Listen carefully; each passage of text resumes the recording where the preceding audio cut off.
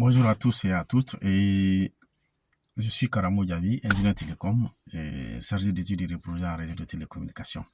Donc, je prends la parole aujourd'hui encore pour faire suite à ma précédente vidéo parce que je peux dire que franchement, l'heure est grave. L'heure est grave à Guinée parce que nous sommes à une période où chaque pays se bat pour que l'accès au numérique soit une réalité. Et aujourd'hui en Guinée, c'est devenu compliqué. Et c'est pas qu'aujourd'hui, ça date pas d'aujourd'hui, mais c'est encore devenu pire aujourd'hui là, ce qui se passe. Alors, en ma qualité d'ingénieur télécom et exerçant dans le domaine, je me vois dans l'obligation de continuer ou en tout cas de prendre mes responsabilités, comme maintenant, à donner mon avis et également à faire des propositions afin que les services puissent s'améliorer. Aujourd'hui en Guinée, on a plein d'institutions qui évoluent dans les télécoms, mais sauf que rien ne bouge et ça va de mal en pire. On a un ministère des télécommunications, des postes de télécommunications et même de l'économie numérique. On a une autorité de régulation qui doit être gendarme de tous les acteurs, qui doit garantir, le respect des cahiers de charges, qui doit faire tout pour ne pas qu'il y ait de concurrence déloyale, des violations des règles de fonctionnement.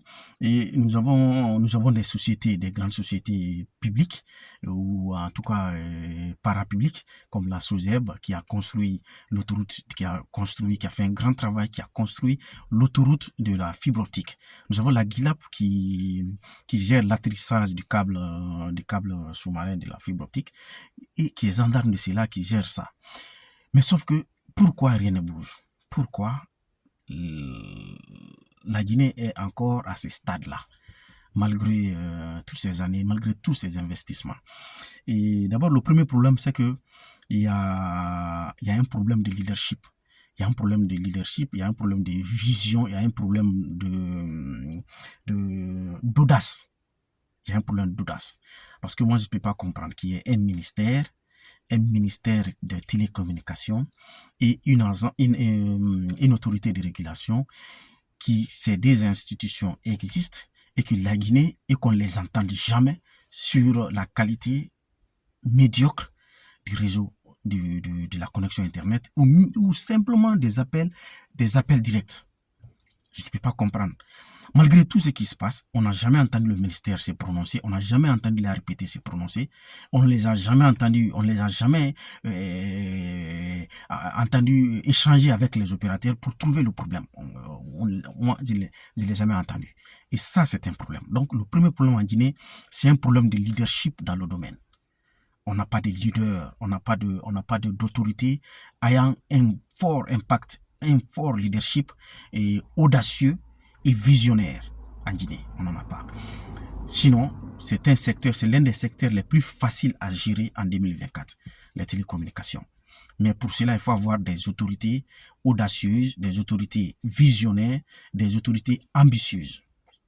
Surtout au niveau de ces deux institutions-là, le ministère des Télécoms et la RPT.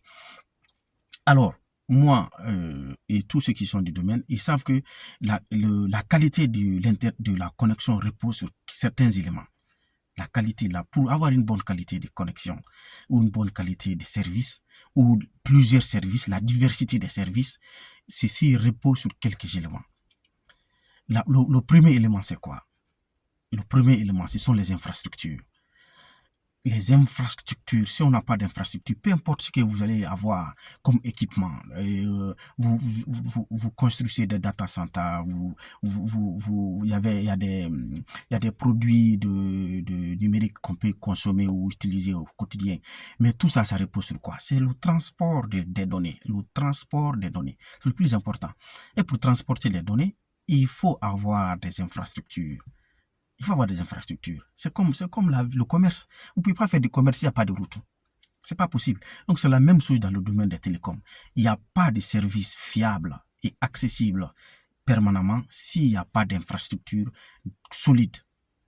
Et pour la construction de ces infrastructures-là, la Guinée, on a commencé avec la SOSEB, sauf que la SOSEB a construit, la SOSEB, c'est la Société de gestion et d'exploitation du backbone national.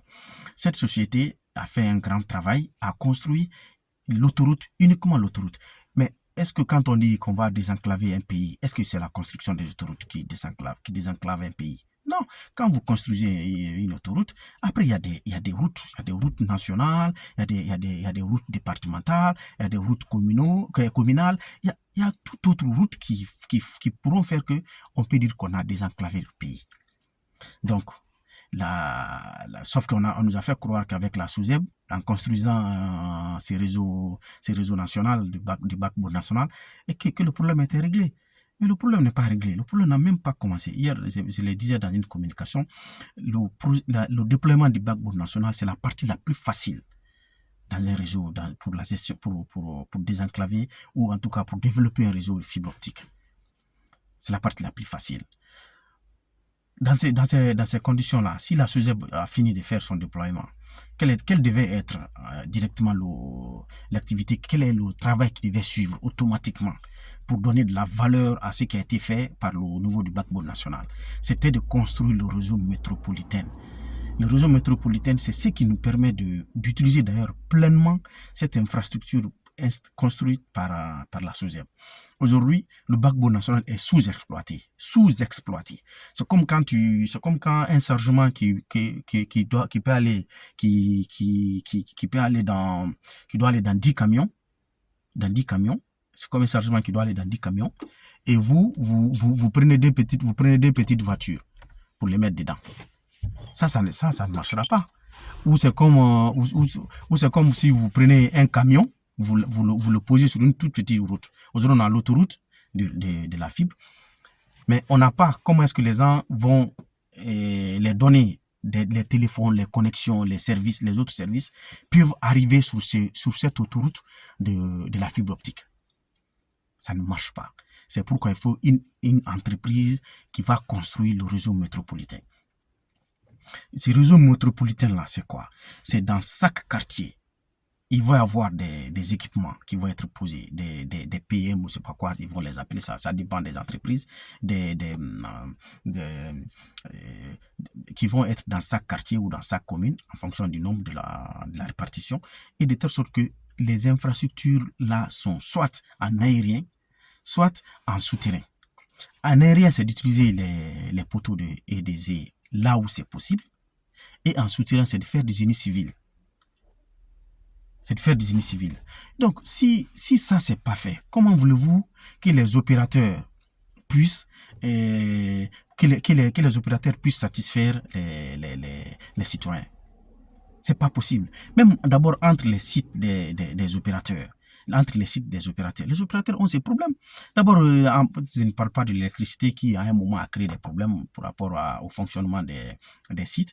Mais si vous voyez que ça s'est posé, qu'il y a des opérateurs en Guinée qui ont des sites, ils ont des sites qui ont été coupés parce que EDZ n'existait pas, alors qu'ils sont obligés de faire fonctionner leur site, peu importe leurs moyens, leur stratégie, et que rien ne s'est en sorti après. Ça, c'est parce qu'il y a un problème de leadership au niveau de l'ARPT et au niveau du ministère.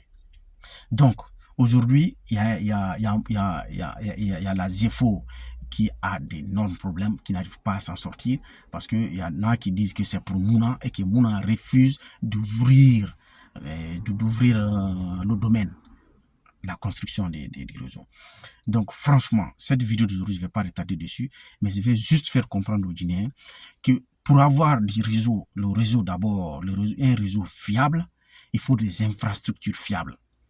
Et pour avoir ces infrastructures fiables, il faut que les autorités, les responsables, ceux qui sont à des postes de responsabilité, au niveau de ces différentes entités-là, se disent que ça ne peut pas continuer. Et qu'est-ce qu'on peut faire pour que cela change?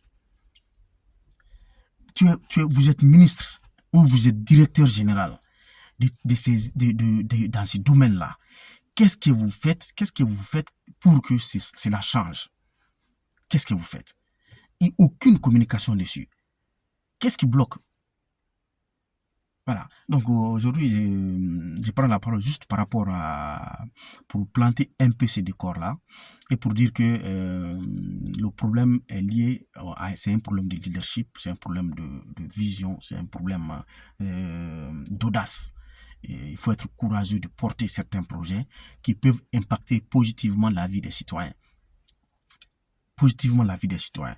On a vu que le gouvernement, il y a plusieurs initiatives pour moderniser l'administration ou pour développer des services, mais tout ça, ça repose sur le transport des données. S'il n'y a pas de moyens pour transporter les données, vous aurez beau créer, acheter des ordinateurs ou installer dans les bureaux en Guinée, ça va jamais marcher. Parce que vous ne pouvez pas utiliser tous les services. Vous voulez ouvrir une boîte mail. Vous ne pouvez même pas accéder à votre boîte mail. Comment est-ce que vous pouvez utiliser des outils qui demandent des mégas et des mégas en termes de données? Vous ne pouvez pas utiliser des trucs en ligne. Donc, voilà un peu le problème. Et prochainement, on va rentrer un peu dans les détails sur ce que chaque entité, ce que chaque acteur doit faire. Ça, c'est un. Deuxièmement, et quel type d'entreprise aujourd'hui la Guinée doit créer? Quel type d'entreprise, quel type d'opérateur d'infrastructure la Guinée doit créer pour que nous ayons au moins une qualité de réseau acceptable. Prochainement, c'est ce que je vais essayer de développer. Quel est le profil type d'un opérateur d'infrastructure que le gouvernement guinéen doit mettre en place?